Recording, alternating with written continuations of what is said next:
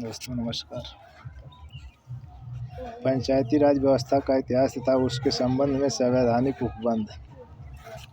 पंचायती राज व्यवस्था ग्रामीण स्थानीय स्वशासन की एक प्रणाली है। वैदिक युग में ग्रंथों में पंचायतन शब्द का उल्लेख मिलता है। ऋग्वेद में सभा, समिति तथा विधेय का उल्लेख मिलता है। रामायण के अध्ययन से यह ज्ञात होता है कि प्रशासन दो भागों में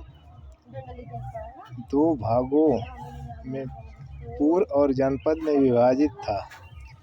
महाभारत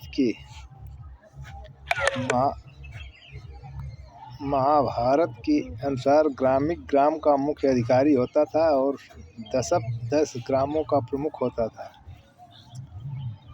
गुप्त काल में जिला अधिकारी को विषयपति और ग्राम के प्रधान को ग्रामपति कहा जाता था। मध्य काल में ग्राम के प्रशासन के लिए मुकद्दम राजस्व संग्रह के लिए पटवारी पंचों की सहायता से विवादों के निपटान के लिए चौधरी महत्वपूर्ण अधिकारी होते थे।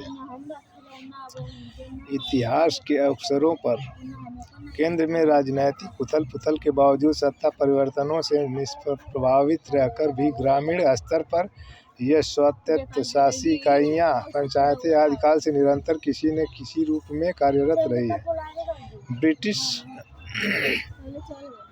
ब्रिटिश काल की पंचायत व्यवस्था गांव के विकास की ओर सर्वप्रथम ध्यान 1863 ईस्वी में शाही स्वच्छता आयोग की रिपोर्ट के बाद दिया गया।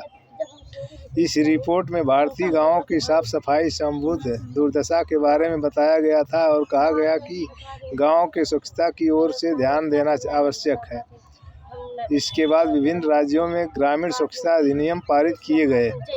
14 दिसंबर 1870 को लॉर्ड मेयो में सत्ता के विकेंद्रीकरण और स्वायत्त सत्ताशासी संस्थाओं के गठन के लिए काउंसिल में प्रस्ताव पारित कराया।